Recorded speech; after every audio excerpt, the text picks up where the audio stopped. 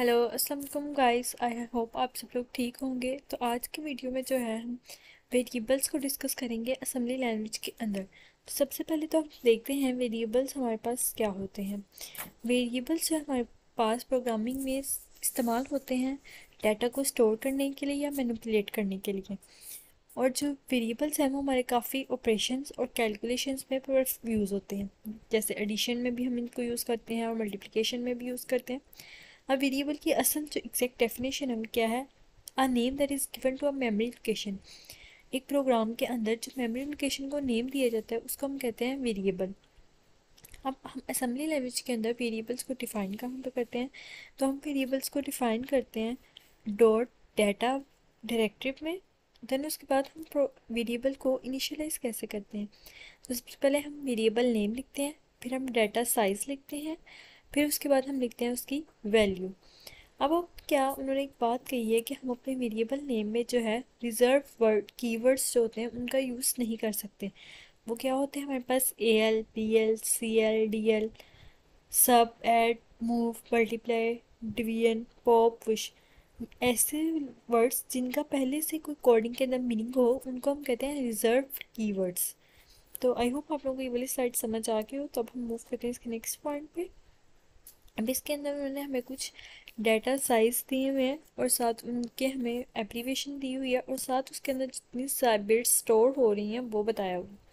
तो सबसे पहले हमारे पास आता है DB, stands for defined byte. और इसके अंदर एक बाइट या 8 बिट्स आप कह सकते हैं कि डाटा जितना है स्टोर हो रहा होता है। इसके बाद हमारे पास आता है डिफाइंड वर्ड। इसमें हमारे पास 2 बाइट्स। फिर हमारे पास आता है डिफाइंड डबल वर्ड, तो इसके अंदर हमारे पास 4 बाइट। फिर डिफाइन क्वार्ट वर्ड, इसमें हमारे पास 8 बाइट्स। और और उसके बाद हमारे पास डी टी आ जाता है, इसमें डिफाइन 10 बाइट्स, तो इसमें हमारे पास 10 बाइट्स आ जाती हैं। इस टेबल को आप अच्छे से याद कर लें तो ये आपके एमसीक्यूज वगैरह में आ जाता होता है पेपर के अंदर। देन उसके बाद हमारे पास आ जाता है, अब हमने यहाँ पे कुछ एग्जांपल्स हैं वेरिएबल्स को इनिशियलाइज करवाने के लिए। अब हमने लिखी, जैसे पहला हमने VR1 वेरिएबल 1 भी आप कह सकते हैं। और DB यहाँ पे हमने क्या लिया? डिफाइन बाइट, इसकी डाटा साइज है। और ये हमारे पास वैल्यू 49 जो है हमने वैल्यू पास की है। उसके बाद क्वेश्चन मार्क भी देख सकते हैं आप। 1 दिया है, ए दिया है, 1 2 3 4 5। अच्छा, अब UST सिंबल आप देख सकते हैं, तो इसको यहाँ पर मैंने एरो लगा कर बताया हुआ है, must be use in the end of string. जो स्ट्रिंग है आपने प्रिंट करवानी होती है तो उसके साथ वो हमेशा जो है UST सिंबल को यूज़ करते हैं असेंबली लैंग्वेज में इमुलेटर के अंदर, ताकि आपकी स्ट्रिंग जो है वो शो हो जाए। अब हम नेक्स्ट चलते हैं। यहाँ पे हमारे पास आस्क की टेबल आपको एक फुल शो किया हुआ है।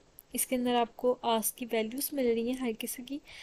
अब आपको तो वैसे एग्जैक्ट जो याद करने की ज़रूरत है ना, वो आपको कैपिटल ए की, स्मॉल ए की, और आपको पता होनी चाहिए 1 2 की। तो आप इसको याद करने का शॉर्टकट तरीका ये है, आप कैपिटल ए की याद कर लें विच इज़ 65, स्मॉल ए की याद करें 97, फिर उनसे +1 +1 करते जाएं तो आपको वैल्यूज़ खुद ब खुद याद हो जाएंगी। देन उसके बाद 1 2 आप जो शुरू हो रही है वो 0 से 48 पे हमारे पास आ रहा है 0। तो इससे 0 के लिए 48 आज की वैल्यू होती है, कैपिटल ए के लिए 65, स्मॉल ए के लिए 97। ये 3 मेन पॉइंट्स जो हैं आपने इस टेबल में याद कर लेने हैं। फिर उसके बाद हमारे पास आता है, अब बेसिक प्रोग्राम आ गया उन्होंने दिया है, जिसमें उन्होंने कहा है write a program to display character from ASCII table. कोई भी आपने करेक्टर प्रिंट करवाना है with the help of ASCII table. तो अब सबसे पहले आप देख सकते हैं यहाँ पर उन्होंने, हम आस्क की टेबल में 110 की वैल्यू क्या होगी, हम बैक करके देख लेते हैं। 110 की वैल्यू हमारे पास क्या है यहाँ पर? Let's find out the 110 which is equals to n। तो यहाँ पर हमारे पास आ जाएगा, इसको जब हम रन करेंगे तो ये हमारे पास n की वैल्यू शो करवा देगा। आप इस कोड को कॉपी करके रन करेंगे तो ये हमारे पास शो करवा देगा। मूव करते हैं हम नेक्स्ट पे। अब यहाँ पे मैंने कहा है write a program that in which a variable TR and the final output is to display is 1। ऐसा प्रोग्राम लिखना है जिसमें हम वेरिएबल को डिक्लेयर कर रहे हैं TR के नेम से और वो हमें आउटपुट में है 1 शो करवाए। तो सबसे पहले हमने वही अपनी डाटा की मेन हेडिंग्स डाल दी, ORG 100H dot model small dot data और डॉट कोड के दरमियान में जो है हम वेरिएबल इनिशियलाइजेशन करते हैं। तो यहाँ पे हमने लिखा TR DB और यहाँ पर हमारे पास आ गया 1। देन उसके बाद अब मेन प्रोसीजर में आ जाते हैं। तो हमने क्या किया, DL में अब हमने जो पहले हम यहाँ वैल्यूज़ यूज़ करते थे, अब हमने वेरिएबल का नेम जो यूज़ किया है वो हम यहाँ पर यूज़ करें, मूव DL TR। TR के अंदर जो वैल्यू है वो DL में मूव हो जाएगी। अब फिर हम DL के अंदर क्या आ गया था, 1 आ गया। अब 48 क्या है, 0 के इक्वल होता है। तो अब 0 1 में ऐड हो जाएगा तो हमारे पास क्या आएगा, 1। तो मूव AH, 2 जो है हमारे पास 1 शो कर रहा है, int 21H main and P और प्रोग्राम एंड हमारा हो जाएगा और ये आउटपुट पे हमें 1 शो हो जाएगा। देन उसके बाद हमारे पास आ गया write a program in which make 2 variables. Declare क्या करना है हमने, 2 वेरिएबल्स को, और फाइनल आउटपुट क्या होनी चाहिए, डिस्प्ले 3 होनी चाहिए। तो हमने 2 वेरिएबल्स ले लिए।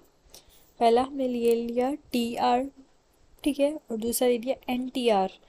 पहले में हमने 1 को स्टोर करवा दिया, सेकंड में हमने 2 को स्टोर करवा दिया।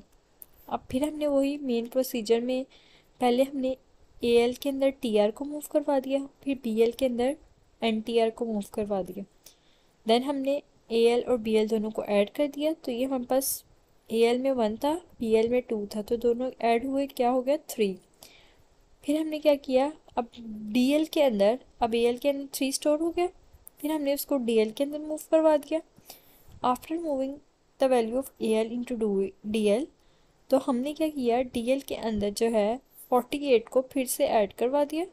48 is equals to 0 in ASCII table.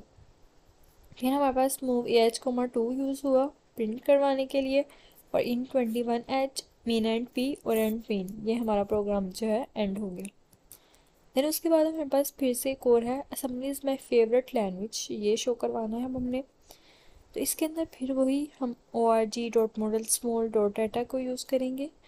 TRDB, अब assembly is my favourite language, देखिए हमने लिखा TR को पहले ले लिया, फिर हमने डाटा साइज़ लिखा और स्ट्रिंग लगाकर हमने अपनी जो स्ट्रिंग थी पूरी असेंबली माई फेवरेट लैंग्वेज वो लिखी। अब आप देख सकते हैं हमने यहाँ पर USD सिंबल यूज़ किया है, आपको पहले भी बता दिया है कि USD सिंबल स्ट्रिंग को प्रिंट करवाने के लिए यूज़ होता है।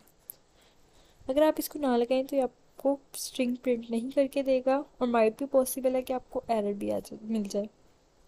उसके बाद हमने LEA यूज़ किया लोडिंग अफेक्टिव एड्रेस को, फिर हमने TR को DX में स्टोर करवा दिया, और मूव AH, 9। जब सिंगल वर्ड को प्रिंट करवाना हो कैरेक्टर को तो हम 2 यूज़ करते हैं, जब स्ट्रिंग को प्रिंट करवाना हो तो हम 9 यूज़ करते हैं। तो इस तरह आप इस प्रोग्राम को रन करेंगे तो आउटपुट शो हो जाएगी। ये I think so by mistake कि मुझसे कटिंग हो गई, तो इसलिए आपको आउटपुट डिस्प्ले नहीं हो पाई है।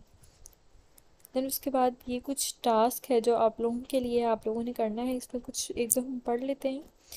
जैसे कि टास्क नंबर 4 है, आपने क्या करना है, एक वेरिएबल लेना है VL के नाम से 7 और उसकी आउटपुट शो करवानी है, ठीक है। उसके बाद आपने क्या करना है, अच्छा जो इसकी आउटपुट शो करवानी है, मतलब आपने आस्की में करेक्टर इक्विवेलेंट करवानी, मतलब 7 की वैल्यू जो आस्की टेबल में होगी ना वो वाली आपने यहाँ पर शो करवानी, ओके।